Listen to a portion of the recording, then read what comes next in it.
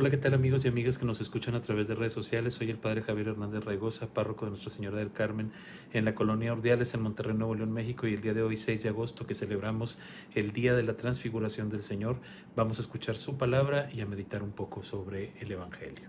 El día de hoy nos toca reflexionar sobre la segunda carta del apóstol San Pedro y dice lo siguiente: Hermanos, cuando les anunciamos la venida gloriosa y llena de poder de nuestro Señor Jesucristo, no lo hicimos fundados en fábulas hechas con astucia, sino por haberlo visto con nuestros propios ojos en toda su grandeza. En efecto, Dios lo llenó de gloria y honor cuando la sublime voz del Padre resonó sobre él diciendo: Este es mi Hijo amado, en quien yo me complazco. Y nosotros escuchamos esa voz venida del cielo mientras esperábamos con el Señor en el Monte Santo. También tenemos la firmísima palabra de los profetas, a la que con toda razón ustedes consideran como una lámpara que ilumina en la oscuridad hasta que despunte el día y el lucero de la mañana amanezca en los corazones de ustedes. Palabra de Dios. Te alabamos, Señor. Al Salmo 96 respondemos: Reina el Señor, alégrese la tierra. Reina el Señor, alégrese la tierra, cante de regocijo el mundo entero. Tinieblas y nubes rodean el trono del Señor, que se asienta en la justicia y el derecho. Reina el Señor, alégrese la tierra. Los montes se derriten como cera ante el Señor de toda la tierra. Los cielos pregonan su justicia, su inmensa gloria ven todos los pueblos. Reina el Señor, alégrese la tierra. Tú, Señor Altísimo, estás muy por encima de la tierra y mucho más alto que los dioses. Reina el Señor, alégrese la tierra. Y del Evangelio de San Mateo escuchamos. En aquel tiempo Jesús tomó consigo a Pedro, Santiago y Juan, el hermano de éste, y los hizo subir a solas con él a un monte elevado. Allí se transfiguró en su presencia. Su rostro se puso resplandeciente como el sol, y sus vestiduras se volvieron blancas como la nieve. De pronto aparecieron ante ellos Moisés y Elías conversando con Jesús. Entonces Pedro le dijo a Jesús: Señor, qué bueno sería quedarnos aquí. Si quieres, haremos aquí 3 tiendas, una para mí, otra para Moisés y otra para Elías. Cuando aún estaba hablando, una nube luminosa los cubrió y de ella salió una voz que decía: Este es mi Hijo muy amado, en quien tengo puestas mis complacencias. Escúchenlo. Al oír esto, los discípulos cayeron rostro en tierra, llenos de un gran temor. Jesús se acercó a ellos, los tocó y les dijo: Levántense y no teman. Alzando entonces los ojos, ya no vieron a nadie más que a Jesús. Mientras bajaban del monte, Jesús les ordenó: No le cuenten a nadie lo que han visto hasta que el Hijo del Hombre haya resucitado de entre los muertos. Palabra del Señor. Gloria a ti, Señor Jesús. Muy bien, pues hoy, este día que celebramos la fiesta de la transfiguración del Señor, pues conviene hablar sobre algunos aspectos interesantes y algo que nos pueda ayudar para nuestra vida cotidiana. Lo primero es que aparece este texto, ¿verdad? Donde nos habla sobre esta manifestación de Jesús.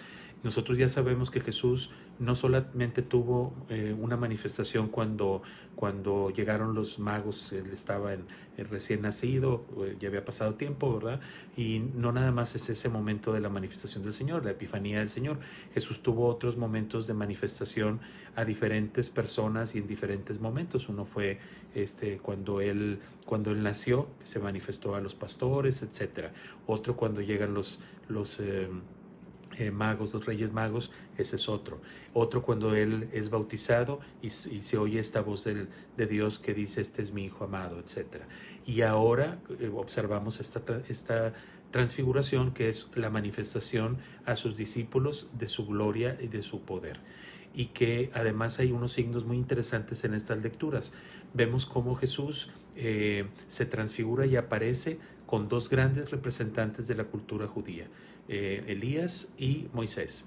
Y estando platicando con ellos, pues sabemos nosotros que en algunos textos dice que platicaban acerca de la pasión y de lo que él tenía que sufrir en su momento. Pero también estos personajes representaban algo interesante, que era Elías como digamos, el profeta más grande que ha tenido el pueblo de Israel, y Moisés como el supremo legislador que le dio las tablas de la ley al pueblo. Sin embargo, Jesús aparece en medio de ellos para dejar claro que Él es la síntesis entre la ley y los profetas. Él es el profeta con mayúscula de todos los profetas y es el supremo legislador, el que nos ha dado la nueva ley, que es la ley del amor. Entonces, esos signos son interesantes recordarlos porque nos hacen entender cómo Jesús representa la síntesis entre estas dos grandes fuerzas del pueblo de Israel, la ley y los profetas. Bueno, por un lado está eso y cómo se transfigura, cambia su aspecto y les muestra a los discípulos un poco de su gloria, de lo cual después Pedro, como lo escuchábamos en la lectura, pues él será testigo de que ellos estuvieron ahí. Bueno, un poco ese es el contexto de la lectura y para nuestra vida personal, pues bueno, a mí me llama mucho la atención este proceso de transformación, de transfiguración.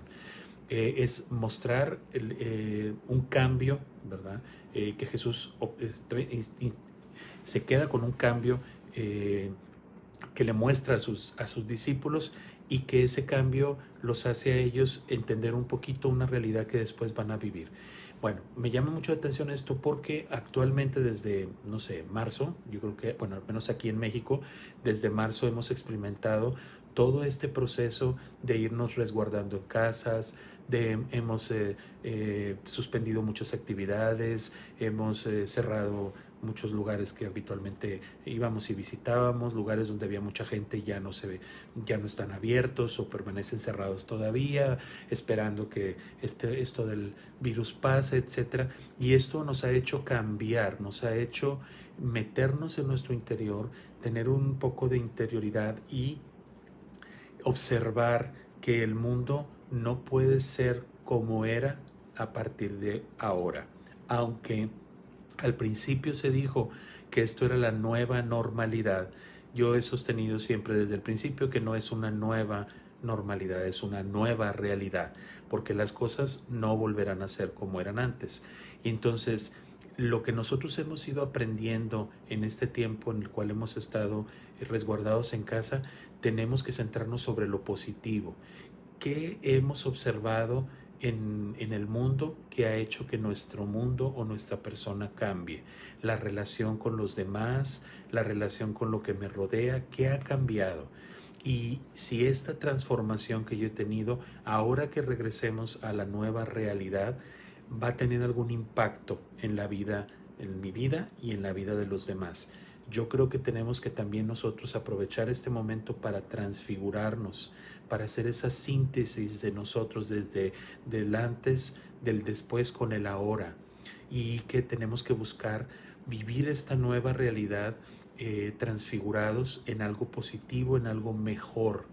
Que el Señor nos ayude a que este momento de transformación y de cambio que estamos viviendo se perpetúe después, que no volvamos a ser los mismos, porque ya el mundo no será igual.